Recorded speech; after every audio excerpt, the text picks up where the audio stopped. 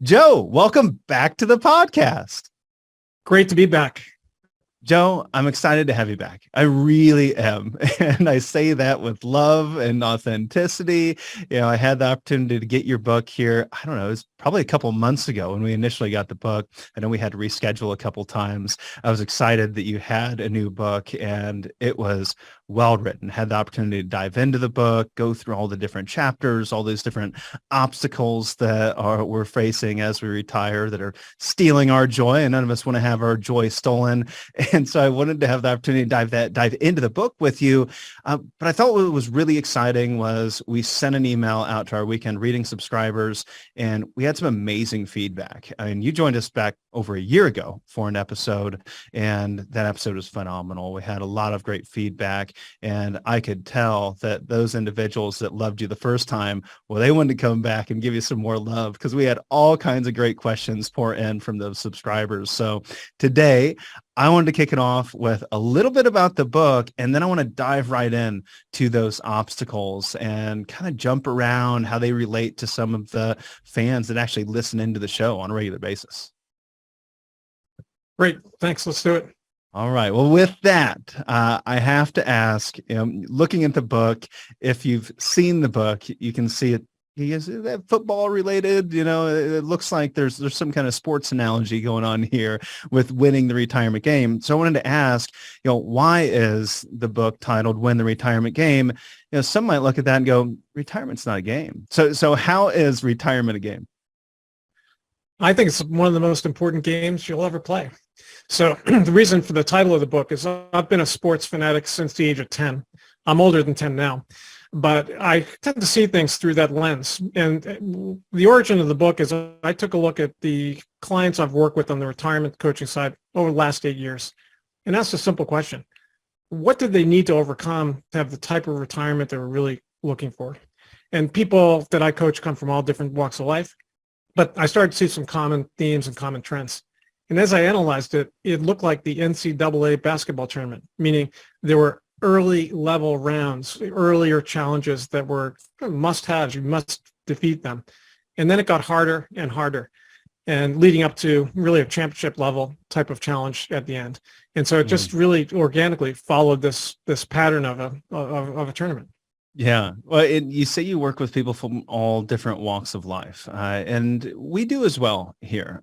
However, I find that there's certain types, and there seems to be a line drawn between those that are open to having the softer conversation and those that aren't, those that struggle with the softer side of retirement and those that aren't. And I think it's hard to really uncover what is that commonality with these individuals that are open to the conversation and struggling with that particular topic. What have you found? And that really leads us to, who is right for this book? Who did you write the book for? I wrote the book for people who are planning to retire or are just retired, but they're not done yet. They don't want to just kick back, relax, and withdraw. They really want to engage. It may be in something new, and it may be in some type of purpose-driven activity, usually. So it's people who feel like they've got a lot left in the tank, so to speak, from a life side. In terms of who it benefits, I find that if you think about what you do, and you're absolutely someone I always talk about, you get both sides of this equation. But on the financial side, it's really a left brain dominated thing. It's quantitative. It's logical, it's linear, and that's a comfort zone for a lot of people. But there's this other side of retirement. What are you going to do with your time? How are you going to invest that? And that's totally different. It's more of a right brain thing. It's not as logical. It's more intuitive, and it takes some adjusting. You have to shift gears to get into that space. But it means, while it may not be someone's comfort zone early, I find that that's where there's a lot of upside for them. And I always tell people the really simple version of it, you want to bring your whole brain to retirement. It's well worth it. Well, we think about this right side of the brain being the softer side of retirement, right? Mm-hmm. And yet, when I look at your book, or even just look at the cover and think about it being a game and thinking about it, if it's a game, that means there's strategy involved. That means we need to be leveraging our right brain or our right brain and our left brain. So, I think quite often we're just thinking with our right brain when it comes to these softer sides. How do you think we leverage our left brain in the softer side of retirement planning? And you might say it the other way, how do we leverage that right brain and the left side of the planning? I think too often we're thinking of these as two separate things. We keep them separate rather than bringing the power of both sides together. It's a great point. You really want to combine them, and you want to have the right balance. From the left brain side, you want to really have a plan. You want to have an organization. You want to have a clear sense of what are the things that are most important to you, financially and non-financially. So what are your priorities? That sounds like an easy question, but it actually takes some thought to step back and talk about it and engage others, because other people in your life may have a different perspective and get you thinking in a different direction. So I think having the foundation of the realities, the priorities are an important left brain place to start. But you also want to bring some imagination. And that's sometimes where I think people can struggle, because if you think about 30, 40 years in the workplace, some professions require imagination, but sometimes that gets drilled out of us a little bit. And you need some time to adjust, to re-engage in that more creative thing about what could be. What do I want this next phase of life, which could last decades, really want it to be? And how to then start to go back to left brain, how do I get there? But I think it starts with really thinking about the possibilities and being willing to experiment and explore. And the biggest thing is to step outside of your comfort zone. I always tell my clients that, and for me, writing the book was a step out of my comfort zone. So I had that experience as well. As you know, if you've written books, it's a different type of endeavor. When you have, you've worked with a lot of clients over the years, and I wonder if you've seen this before, or maybe you can just speak to this in particular. And that would be, a lot of financial advisors I found, as we onboard and train advisors, they're a little uncomfortable having the softer conversation.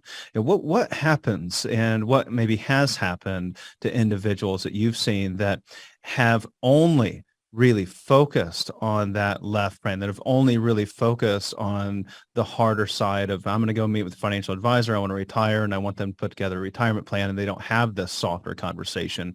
Where's that led them? So I think it leads them to really come to the starting line, so to speak, in a better position, because you've done the preparation, the planning, so you've got that side set and clear. But what it does is it sets them up for some realizations, often surprises of, okay, what's life going to be like now? Because you lose a lot when you move away from the world of full-time work. And there's a long list of things, but there are things like structure. All of a sudden, your time is your own, which sounds great, but you've got to really add some structure that works for you with a balance and flexibility in there as well. You also lose a lot of status, meaning what we, in the U.S. anyway, we connote a lot of status with titles and position and those types of things. And sometimes people struggle with, all of a sudden, who am I now? What's my identity? I've worked with a lot of physicians since COVID, and that's one that they find challenging, is they're still a doctor, but it's a little different. So who am I now? The identity part comes in pretty quickly.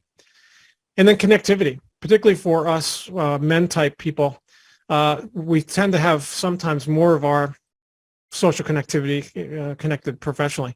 And so there's a need to find a new tribe. And so that can be disorienting, because all of a sudden people find those calls or texts or emails aren't really being returned by your pals at work as quickly as they were a few weeks ago, because now you're out of the loop. So I think sometimes that's a little bit of a surprise to people, and sometimes it's a complete shock.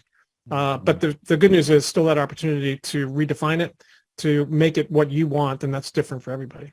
And that's what I've tried to educate advisors on. You could be doing someone a disjustice by getting them into retirement if that's not exactly where they want to be, right? I mean, you put together this retirement plan, you put them in this place financially they said they wanted to be, but you didn't ask the right questions to really understand if that's truly what they want to be, or what they actually want it to look like in the first place.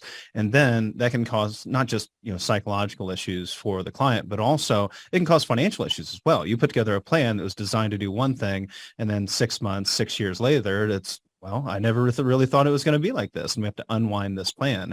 You mentioned identity, and this is one that I feel like I've been challenged with, especially over the last 12 months. I feel like I've been going through some personal identity shifts, and maybe even over the last couple of years. And I feel like as I go through changes in identity, and I went back through my life, and I, have uncovered this seems to happen around every, say 10 years roughly.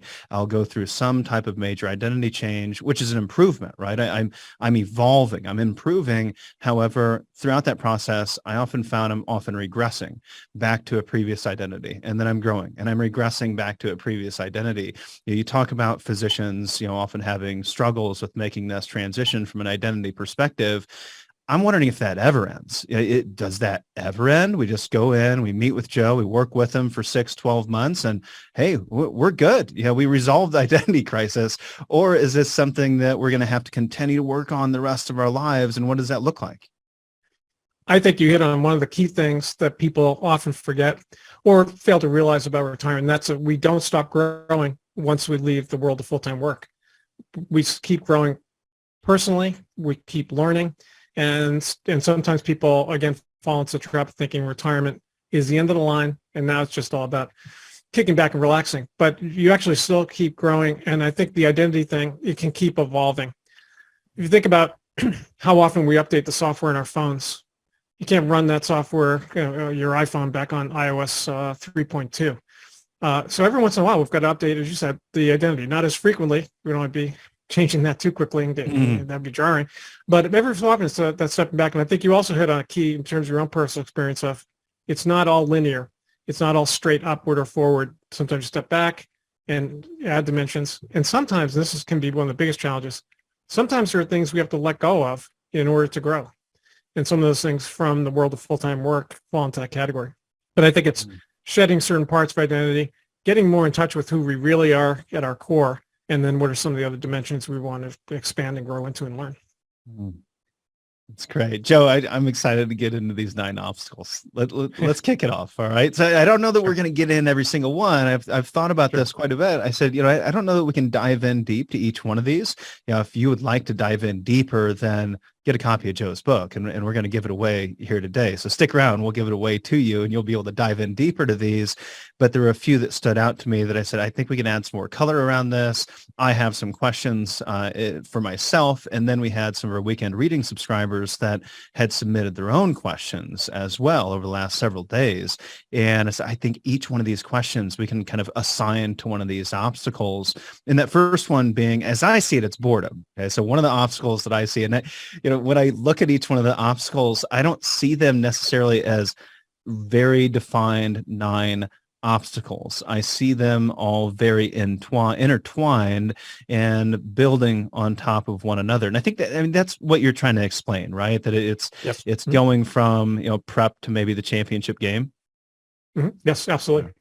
And when I look at that first one, boredom, we had a question that came in from Jane, and and feel free to tie this in to some of these other obstacles. And I think Jane has a question that really relates well to filling time in retirement.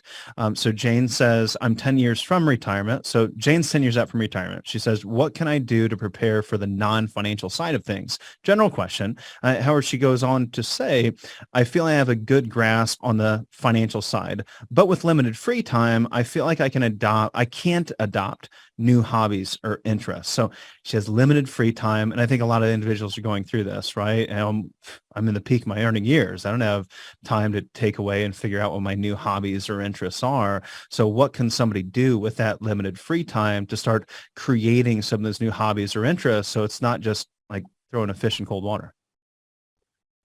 Great question. First of all, Jane is well ahead of the game to be thinking a decade ahead. That is great to hear. And I'm sure she'll do well by starting the preparation now.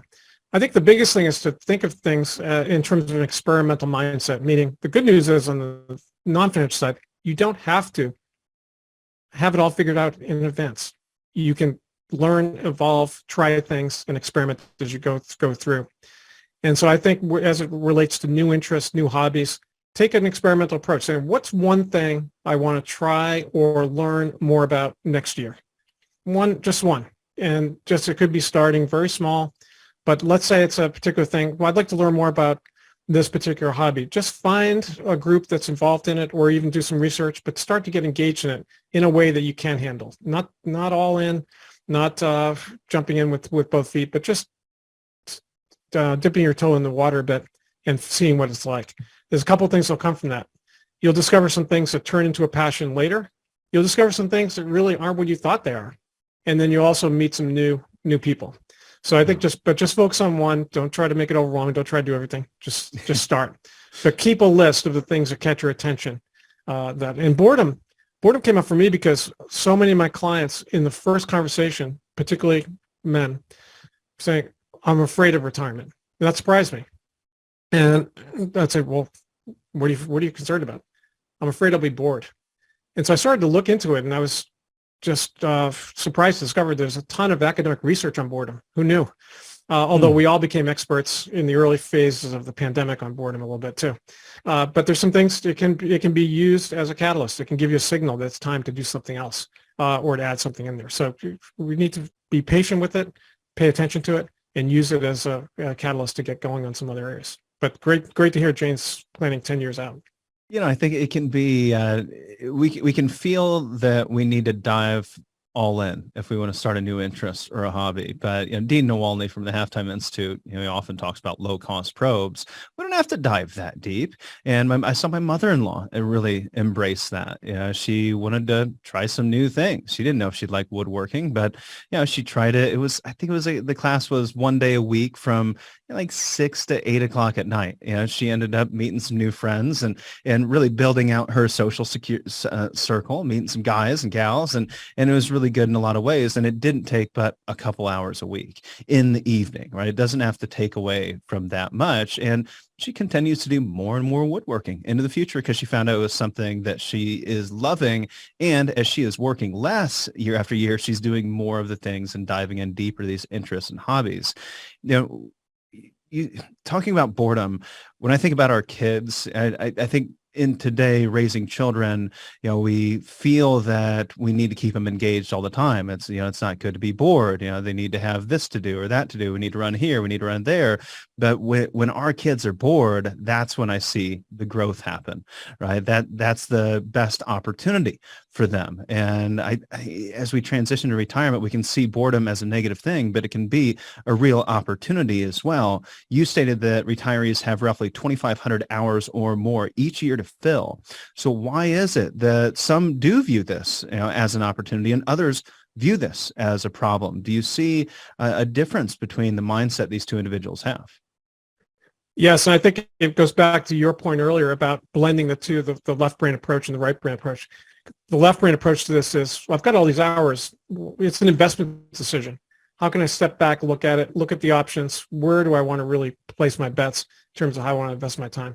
And then the right brain comes in with the imagination. Well, what could be? What could I try? What could I do? What do I really wish I had done going back? Sometimes I see people returning to something they loved to do when they were younger. And then as they got more involved in their career, family, raising kids, etc., they put it aside. Now you can bring it back. My main character in the book, Pete, picks up a guitar, which I hadn't played since college. I do not have any musical ability, but we do have a guitarist in the house, our 21-year-old son. But he picked it back up again and started to do it. So it's like sometimes it's looking back and saying, is there something I miss that I really loved that I can bring back, or something new that I want to learn? But use both sides of the brain to look at that investment decision of all the extra time. Well, and maybe one of these two things relates to that. So in your same chapter around boredom, there were a couple things in chapter 2 there that you mentioned. So maybe you hit on both of these. Maybe you go to the one that gives you the most energy. You refer to a couple different things. You talk about the mental and physical positive outcomes of openness to experience. And then you also talk about something called belief window. So openness to experience, belief window, go. So openness to experiences from the big 5-factor theory of personality. My goal is not to bore people who are watching and listening while we go through this, but it really is, it's a personality trait. So it's something that as you age, you can look at how open am I, and can I just try something? Again, same principle, start small, one thing at a time. The belief window is a personal experience I had in my corporate days. I had a quick story, try to make it quick and not boring. I was called into the office of my boss and my boss's boss one day, and she had the president of Franklin Planner, now Franklin Covey, Hiram Smith, in the room, and said, he's got this great concept. We were a big client of theirs. We had the Franklin Planners for all of our financial advisors, and use that system. And he's got this great idea, and I'd like to just preview with you, see what you think. Would it be good for our managers? And he walked me through. He said, look, we all have this belief window. It's like a plexiglass force field, if you will, in front of us. And we see the world through that lens. But sometimes it gets cloudy. There's things on there. There are beliefs that really aren't really serviced anymore. And we can't really see the true reality. And I said, well, thanks. Appreciate that. I don't think it would really fit. I thought it was a daft idea. It took me quite some time that they couldn't care less about my opinion. They were actually trying to get me to learn a lesson that I had some incorrect principles on my belief window. So once that dawned on me, it was a great principle to have. And I thought, wow, now I can see more clearly if I look at those different things. And it's a great metaphor for retirement, because there are some beliefs we had during the working years that we can now put aside, and we can see the future more clearly about what's possible for us. It's good. We have a window of opportunity. There you go. And we surely do. In chapter 4, you go into loneliness. One of those opportunities we have a window of is social connection. And I do think, when I look at individuals that waited, maybe they waited, they retired at 70, and now at 80 they're finding, okay, this is an issue. I'm going to cultivate some more social connections. It can be much more challenging, right? We had a window of opportunity to really accelerate in that area and ensure that we built a tribe. So let's talk a little bit about building a tribe. You cited some research from Pew Research on how Americans in their 60s are almost twice as much are almost alone twice as much every day as those in their 40s and 50s. So that's a huge loss of social structure, right? But what are some ways to build that new tribe? Give us some tactics, give us some strategies. What can we do to start building that tribe? Sure. So you're going to find new connections and new friendships through doing things with others. That sounds obvious, but you got to really go where the fish are, so to speak, if you want to fish. So look at activities you can get involved in. Some are fun things, hobbies, etc. I know everyone listening is thinking pickleball, depending on which side of that controversy you're on. But it could be volunteering type things. Again, start small. But you could get involved in something. It could be as simple as a new book club for those who are so inclined to that type of thing.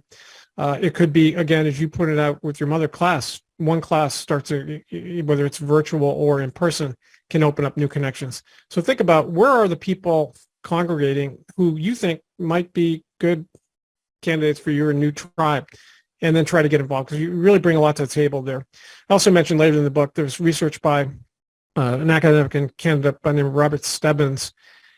And he talks about basically things that become serious interests. And that's another way to get involved in terms of, if there's something you're interested in that you want to master or take on, even if you're a beginner, getting involved with people who know more about it, you can learn and develop a lot of common relationships that way. But get involved in something. Don't go to 10 things. Don't take on too much. Go to 1 or 2. Start to meet some new people. I see a challenge here. You talk about building a retirement portfolio, and how we also need to build a kind of friend or a social portfolio. And that needs, just like your financial portfolio, it needs to be diversified. We need to have a diversification amongst our friends and acquaintances. And I want you to speak to why that is. However, I think there's also a challenge for most in this. I mean, you mentioned pickleball, right? It goes, well, who's going to be playing pickleball at 2:00 on a Tuesday?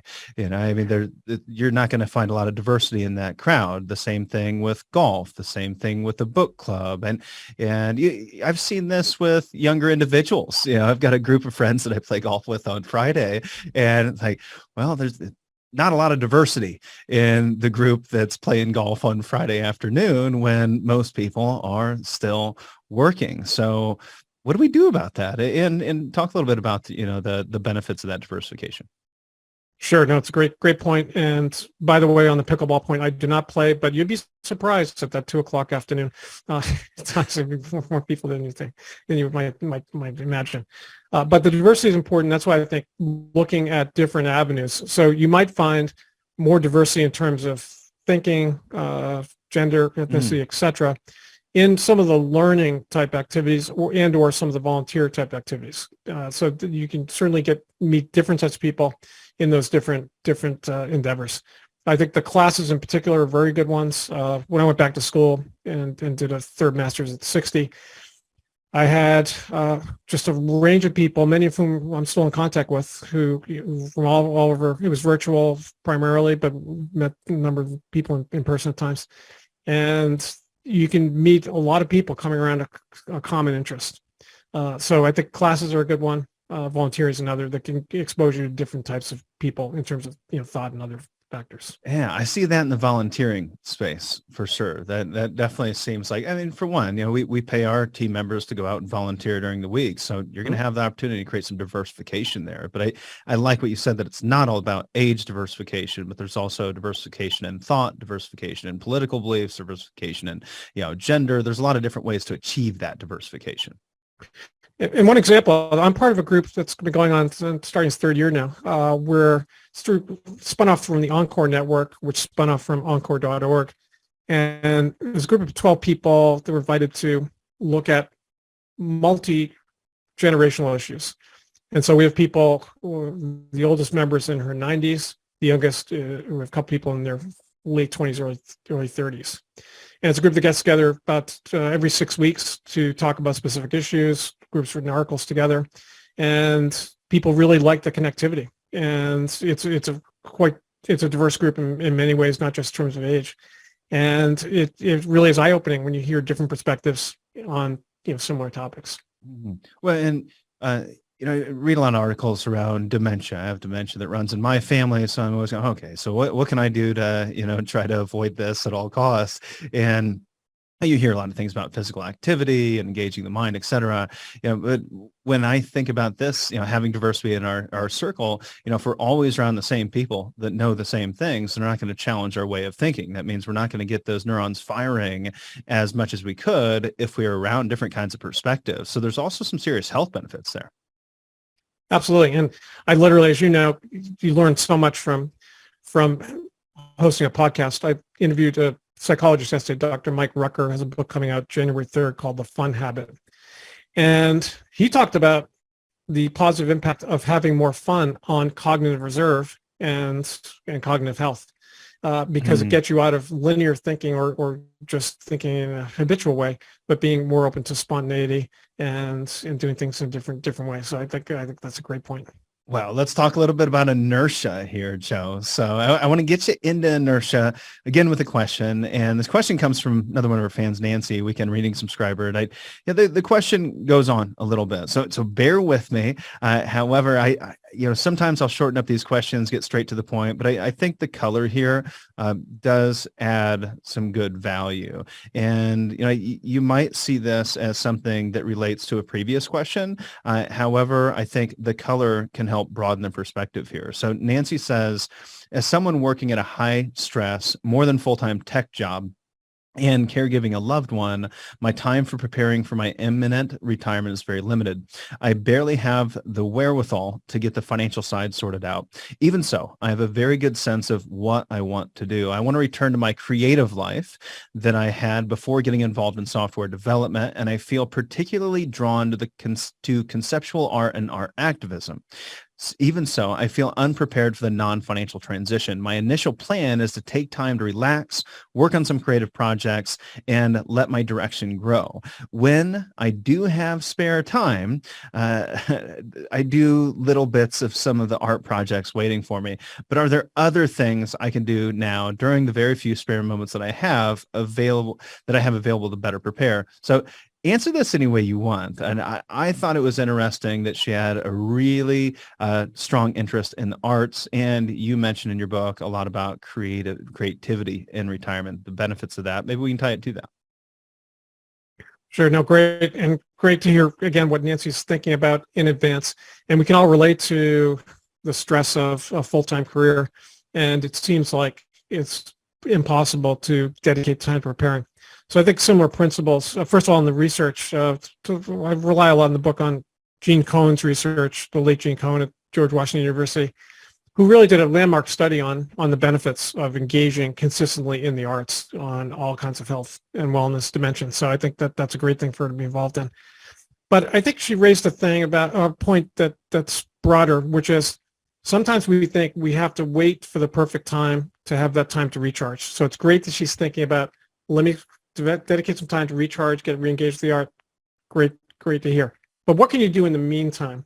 How can you shift the allocation of some of your time to that along the way? I know it seems impossible, but one thing I do with my executive coaching clients is we do a time audit and very simply take a look at, print the calendar for the last couple of months and just analyze, where'd your time go?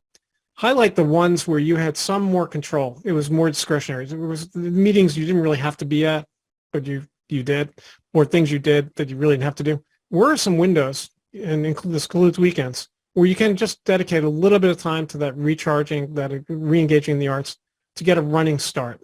Again, one thing at a time, start small, but take a look at how you're investing your time today and can you find a window or two? I find usually people can spend 10 to 15% of their time differently by getting a clear picture of analyzing it back to the left brain and then being willing to try doing some new things with it. So in your case, to see if they can carve out some now. It seems impossible, but if you look at it analytically, I think you can find some pockets of things that are less important that are taking up some time now. So is this how inertia can be a really negative thing in retirement, or maybe in that pre-retirement phase where we're not really paying attention to the things we're doing? We're kind of defaulting into the same thing and we're going on about life and we're not really focusing on how we're spending our time. I think for me, I like to do an activity inventory, once a month and go, well, what did I do over the last 30 days and what should I eliminate moving forward to free up more of that time so they don't just fall in the default of doing the same things that maybe aren't that meaningful year after year. I love that you're stepping back and doing that analysis on a consistent basis, because that gives us the ability to see the patterns, because our brains are wired for efficiency. We like the shortcuts, and so we like things that we can put on autopilot. So that's a good thing. But when we get too much on autopilot, we fail to see some of the patterns. And the reason I first learned about inertia was when I did a master's degree in coaching, I did a thesis where I interviewed 20 of the top coaches in the US and UK. And one in particular, Marshall Goldsmith, spent a half day with me at his home in California at the time. And as we were leaving, we were talking about what he's learned about helping people change. He said the biggest obstacle, the biggest enemy is inertia, because it just has a weight on us, a pull on us to keep the status quo. So I think being intentional about where you are and where you want to go and breaking out of that. Again, like boredom, using inertia as a signal or a catalyst for something new. But I love the fact that you're doing that activity review. That's a great practice. You're saying the inertia is the opponent of creativity because we need to create space in order to be creative. Yes, because it blinds us to just keep doing the same things. It's like the movie Groundhog Day, Bill Murray. So, and it's efficient to have routines and habits and build them, but that can blind us from and keep us away from spontaneity, where some of the joy is. Again, we want to protect the joy, as you saw in the subtitle, and the inertia can keep us away from experiencing certain moments of joy that can come if we're stepping back and looking at it differently. Well, again, this ties back to another one, right? This ties back to boredom. We want to create some time to be bored so that we have the opportunity to eliminate the inertia. We need to eliminate the inertia to create opportunity for boredom, to create opportunity for creativity in the end, right? It's like I see it with my kids. If I tell them, well, there's nothing you can do, they get bored and they complain, they might whine about it, but the next thing you know, they're putting together a puzzle or they're building a house, so they're doing some type of creative pursuit before you know it. And they would have never had that opportunity if I just set them in front of a TV and let them watch TV for the next 2 hours instead of being bored. It's amazing. You can look at the TV and see over 500 channels and say, boy, there's really nothing on.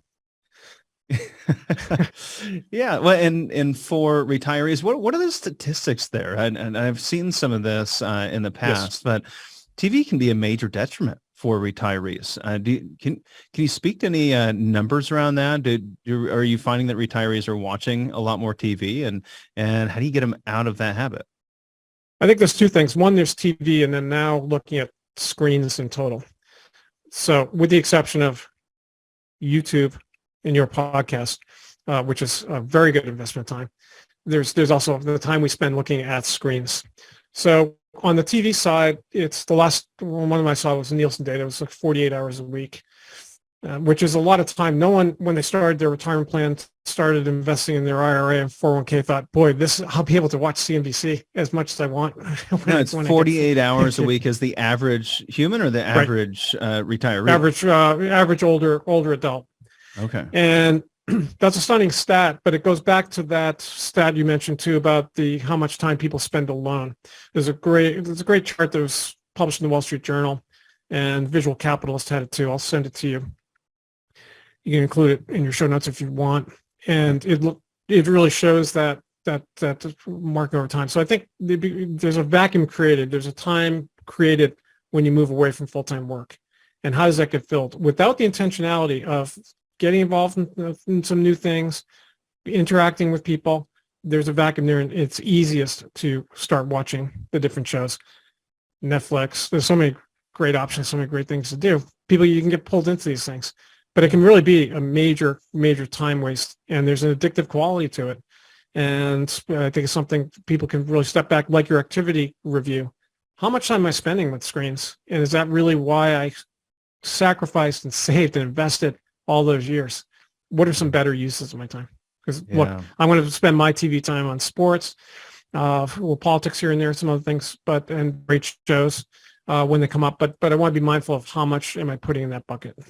One of those opportunities might be to spend some money, or maybe it relates to spending some money. So I've got a question from a fan, and this is one that I see come up quite a bit. I didn't necessarily see it exactly tying back to one of those specific obstacles. I didn't see this listed as a specific obstacle, but it's one that I see come up on a regular basis. And I think you can tie it back to some of the things that you've seen with the families you've worked with, individuals you've worked with, and for sure, these specific obstacles, and maybe a couple of them. We had one of our fans, Jeff, sent over a question. Jeff said, after 35 years of financially living in a thrifty, frugal, and prudent manner, my greatest challenge in retirement is overcoming a mindset of not spending money.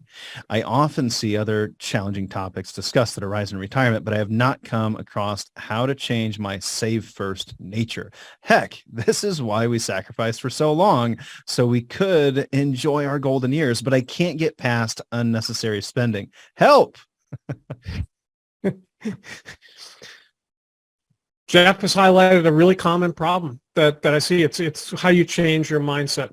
So really, let me add a little color. I know Jeff. I've known Jeff for a long time, and Jeff is he can spend all the money he wants to spend. All right. So this is a challenge, and he knows it, and he can see it, and he can visualize it. He knows what he can do. It's not a financial uncertainty issue. It is, as you're speaking to now, it's a psychological issue. And I think it's really about taking a step back, saying, okay, I did save and sacrifice and invest all these years. I'm now in this new phase. What are really the things that I want to use my money for? And start to look at how am I going to plan that, and start to experiment. Where can you loosen up a little bit? Are you investing your time in things that are fun, and do they take money to have that happen?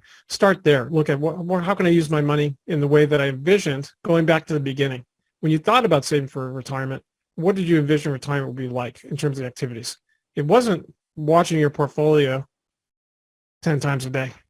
It wasn't, probably. And so what are those things that you can use your resources for better use, and try on a different mindset? But it starts with recognizing you're in a new phase. And I think working with someone like yourself to get clear on what are the risks, what are some of the fears behind the continued saving, the continued frugality, and try loosening up a little bit. Yeah, I mean, it sounds easy. with proper guidance and advice from a financial professional like yourself. And I've got to say, I feel like one of the things that I've seen work in the past, and maybe you've seen this as well, I've seen it work when they start integrating new individuals into their social circle. Maybe bringing someone into that social circle that knows how to spend some money. Maybe they have some different tastes. Maybe they have some things that they're interested in that they like to spend money in that you've never been interested in. Maybe it's fine wine. Maybe it's cars. Yes. Maybe it's, maybe it's real estate, whatever it is. But getting around those individuals can help open your mind to the joys of spending those additional dollars. And I think it starts with the question of shifting your mindset from, this is now something I get to do. What can I do with these resources I've built? What do I really want to do? And what does that open up for me? And then starting to engage even in that. Oh, but man, you it's really coming full circle. No, Jeff has, he moved into a retirement community, continuing care retirement community, just, I don't know, a few years ago. And he's still young. He's in his early 60s. So he's surrounded in this community by a very undiverse crowd, a crowd that's, older than he is. So he hasn't, he's surrounded by individuals that are very frugal. It's going to be hard to change your ways until you broaden and diversify that social circle, right? So much of this seems to come back to social circle. Yes. And the old saying, you're the sum of the 5 people you spend the most time with. So I think looking at that, and I've seen other people start to look at that in terms of, who are the people you're surrounding yourself and would like to surround yourself with more? And sometimes that means pruning some relationships of people who tend to be more negative or toxic. And there can be some addition by subtraction, which is a hard subject and difficult thing to say. But look at who's really giving you the positive energy. We don't want Jeff hanging out with a bunch of free spending gamblers, for example, who have great ideas to spend his money. But who are some people that really focus on, they're enjoying the activities, they're enjoying life, they're savoring what they built. Maybe there's 1 or 2 people that way. Yeah. Well, this is my biggest problem with the way it seems that we've moved, especially over the last 10, 20 years, is we're getting more and more polarized and more concentrated in like-minded individuals. And that's my issue with these retirement communities that have popped up all over the country is they're not diverse. You are, I feel like, well, that's going to have so many different mental and negative mental and physical impacts for individuals. Maybe you can speak to some research around that. So there is a lot, because you're looking at, there are 2 sides to it. People do like the commonality. It does help some people in retirement communities with the social circle activities, et cetera, et cetera. But there is this kind of age segregation to it, aspect of it. So as opposed to, in addition to the other types of lack of diversity that tend to be there. So I think what can you get engaged in to do it. The best thing I saw in it was actually a film that was done by a young person by the name of Lance Oppenheim. And it was about the villages in Florida. And it's, I'll also send you a clip. I had him on my podcast. He's actually a good guest. And he went down there. He's literally early 20s when he did it, and really just hung out and lived there for a period of time. And it was a documentary on different people's lives, but it gave you a window into some of the upsides and downsides to that. So I think there again gets back to, what are you really looking for out of this next phase of life? How can things help your enjoyment? What can detract from it? And being mindful of that. Mm-hmm. Lance Oppenheim. I'm gonna have to check out that documentary now. So, hey, let's talk a little bit about volunteering and maybe just purpose in general, meaning, impact, and retirement. So we have a question from Stacy that I think relates to that. I wasn't sure where we would put this. We put it under obligations. We put it under drift. Stacy said, volunteering can certainly give a retiree a sense of purpose, but what do you recommend as a technique to find where you can make the biggest impact? And at my own little 2 cents there, it seems like we often default into making, doing these charitable activities and thinking that we're making this big impact, which is great. We're making a good impact, but it may not be our highest and best use to make a bigger impact in the world. So back to Stacy's questions, she said, is it just signing up for every charity volunteer opportunity until you get a feeling about it? So, I guess that speaks directly to what I just said. I think it's really being thoughtful about it, meaning do your homework. Talk to people who are involved in a particular volunteer activity before you jump in and get involved. Get a sense for what they like about it, what they try, how it makes a difference. I think it also requires being thoughtful about the impact of small things. Sometimes we're looking for the big impact, but sometimes we Mm, fail to appreciate the impact of these small acts. And there's research about that coming out as well, the impact of small random acts of kindness. So I mm, think reframing what your contribution can be, you might think it's small relative to what you can do and your capabilities, but it actually may have a really big impact on one person or many, and look for those opportunities. But choose carefully what type of organization you get involved in, because they may have a great website and a great mission, but some are more functional than others, and some are more political than the corporate world you may be coming out of. So get a chance to talk to some involved in it. Ask them just some basic questions about what they love about it. What are some of the challenges they deal with? You can get a sense for how passionate they are and how engaged they are. And then look for opportunities where you can grow your involvement if that's what you want to do.